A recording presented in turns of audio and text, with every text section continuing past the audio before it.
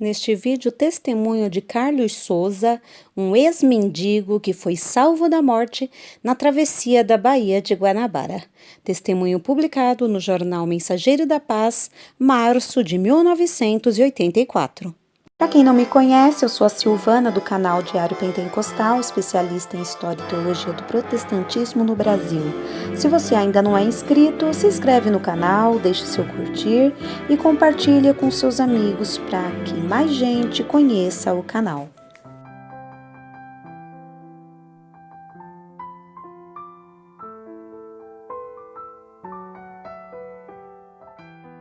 Na Praça 15, centenas de pessoas se movimentavam rumo às barcas, aos ônibus, às avenidas e ruas que interligam os diversos pontos do centro do Rio.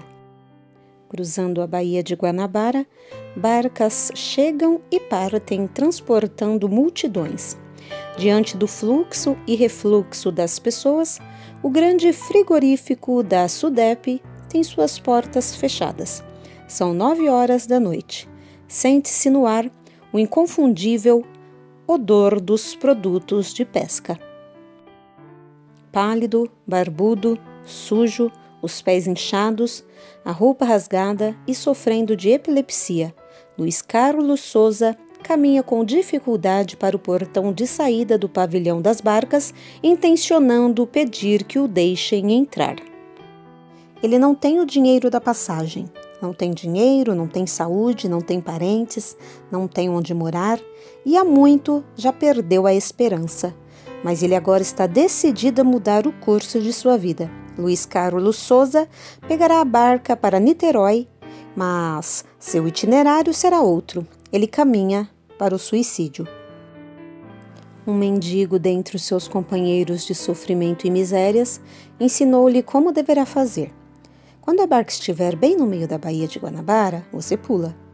Mas não como daquela vez que você pulou de lado e eles lhe recolheram.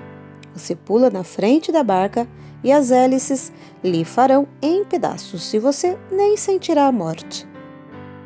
No dia anterior, Carlos Souza havia pedido a Deus que lhe desse condições de descansar pelo menos uma noite. Deus lhe atendera, mas seu desejo agora era a morte. Apesar de sua estrutura robusta, os ombros largos e as grandes mãos calejadas, porém trêmulas, como as mãos de todos os alcoólatras, sente que suas forças estão no fim. Está quase cego, a ponto de ter dificuldades de atravessar as ruas. Os mendigos haviam lhe dado uma pedrada no olho esquerdo. O ferimento levara 23 pontos. Dentro de alguns minutos, todos esses sofrimentos acabarão, pensava ele, já no interior da barca. Procurou ficar na proa, tanto para que sua presença não causasse mal-estar a ninguém, como para ter mais facilidade no que ia fazer. Mas quem será esse homem maltrapilho, doente, amargurado e silencioso que caminha decididamente para a morte? Luiz Carlos Souza nasceu em Mato Grosso.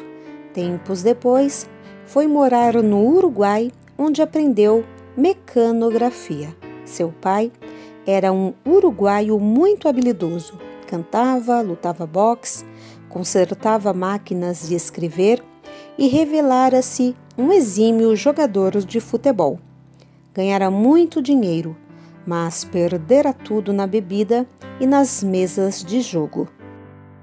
Desde cedo, o pequeno Carlos Souza e seus irmãos viram-se privados da companhia de sua mãe. Sofreu muito na mão da madrasta.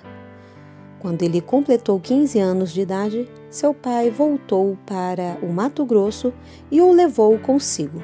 Lá, Carlos Souza conheceu uma moça, filha de um delegado, e como este proibira o namoro, ele resolveu fugir com ela para Niterói, Rio de Janeiro, onde tinha alguns parentes e lá se casaram. No ano seguinte, nasceu-lhes o primeiro filho. 2 anos depois, nasceram-lhe 2 meninas gêmeas. Nessa época, sua esposa aceitou a Jesus, mas o Senhor a tomou para si em seguida. Carlos Souza tinha então 19 anos. Seu pai, que viera consolá-lo, ensinou-lhe a beber. Internando as filhas na escola Ana Nery e deixando o filho sob o cuidado do irmão mais velho, Carlos Souza resolveu viajar. Foi para São Paulo e lá conheceu outra moça. Encontrou novamente a oposição paterna quanto ao namoro, mas fugiu com a namorada e casou-se no Rio de Janeiro. Logo descobriu que sua mulher se dedicava à prática da macumba. Por diversas vezes ela tentou arrastá-lo àquelas práticas, mas ele se opôs. As brigas vieram e nasceram-lhes os 2 primeiros filhos, até que ela teve uma menina e matou-a na macumba. Ele resolveu abandoná-la e voltou para o Mato Grosso.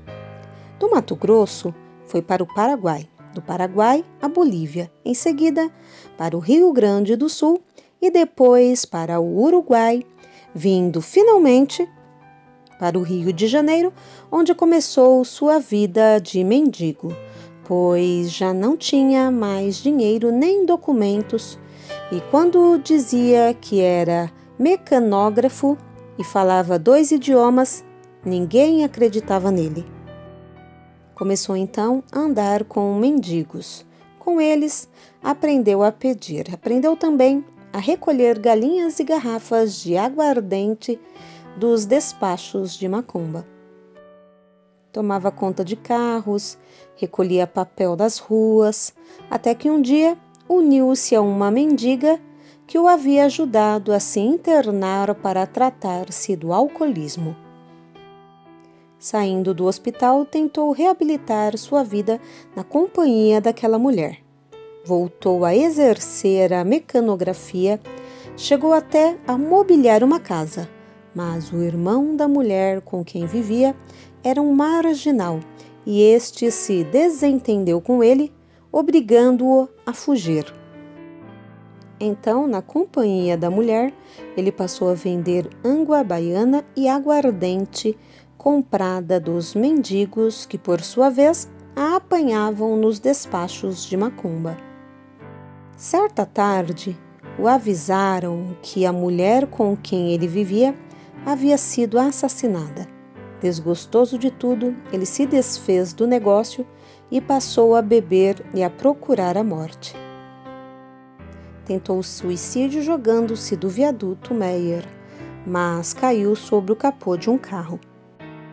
Foi espancado por diversas vezes, recebeu em plena Praça 15 um tiro no peito que quase o matou.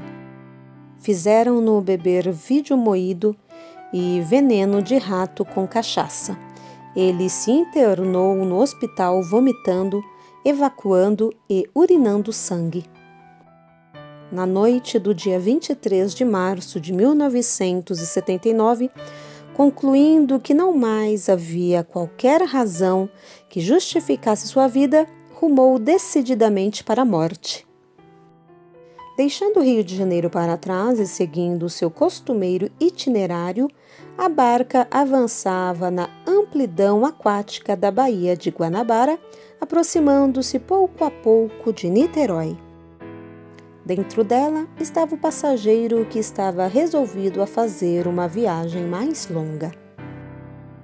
Porém, apesar de ninguém ter lhe dado a mínima atenção, sua tristeza e as lágrimas que lhe umedeciam os olhos e deslizavam sobre sua face suja despertaram a atenção de 3 mulheres. Eram 3 irmãs em Cristo que se dirigiam à vigília. Elas lhe perguntaram por que ele chorava tanto. Eu vou dar um fim à minha vida esta noite, respondeu Carlos Souza. Não faça isto, disseram as 3 irmãs visivelmente aflitas. Jesus lhe ama, entregue sua vida a ele e não a Satanás. Aceite-o hoje, agora, e ele lhe fará nascer de novo. Aceitar eu já aceitei muitas vezes. Eles pregam o evangelho nas ruas e eu o aceito. Eles me dão dinheiro e roupas, mas eu gasto o dinheiro, vendo a roupa e volto a beber. Estamos chegando em Niterói, disse uma das irmãs. O senhor quer ir conosco à vigília? O que é vigília? Nós vamos para a igreja. Lá nos reuniremos com outros irmãos e passaremos a noite orando, cantando, lendo a Bíblia e testemunhando das maravilhas de Deus. Estamos realizando 90 vigílias consecutivas na Assembleia de Deus em Mutá. O senhor não quer vir conosco? Luiz Carlos Souza hesitou um pouco, mas acabou aceitando o convite sem imaginar que naquele momento aquelas 3 irmãs o haviam resgatado das portas do inferno para conduzi-lo aos pés de Cristo. Quem ouve o irmão Luiz Carlos Souza tocar, admira-se pela sua agilidade em dedilhar aveludadamente o seu instrumento sem que tenha sequer frequentado um curso regular de música. Naquela madrugada, ao aceitar Jesus Cristo como Salvador, o grandioso sol da justiça raiou na vida daquele homem que antes fora mendigo, mas pela fé tornou-se filho de Deus, escapando da morte eterna e adquirindo o direito de caminhar pelas ruas de ouro e de cristal da formosa Jerusalém e lá reinar com Jesus Cristo eternamente. Durante a vigília e logo após aceitar a Jesus Cristo como Salvador, o Senhor inspirou-lhe um hino que ele mesmo cantou e acompanhou no violão. Os irmãos arranjaram-lhe roupa, fizeram-no tomar banho e barbear-se. Quando a aurora surgiu, Luiz Carlos Souza era outro homem. Ele então começou a trabalhar consertando uma coisa ou outra para sobreviver e não ser pesado a ninguém. Passou a morar na casa de irmãos que o convidavam e subitamente revelou um exímio tocador de harpa. Seu talento para a música faz lembrar aqueles homens hábeis, Êxodo 28:3, os quais o Senhor encheu do espírito de sabedoria. Hoje, quem vê e ouve o irmão Luiz Carlos Souza arpeando hinos de adoração e louvor a Deus, confirma maravilhado que, assim como o Espírito sopra onde quer, os dons pertencem ao Senhor e Ele os dá a quem quer. Nunca tive um professor de música, esclarece, mas tenho o ouvido afinado para a música. A harpa era um dos poucos instrumentos que eu ainda não havia tocado antes de ser crente. Já toquei violão, clarinete, saxofone, flauta, gaita e vários outros instrumentos, mas ninguém nunca me ensinou. Isso é um dom de Deus. Ele mesmo é quem fabrica suas harpas. Tive revelações a respeito do material que eu deveria usar e como deveria fabricar as harpas. Hoje tenho feito mais de 20 harpas.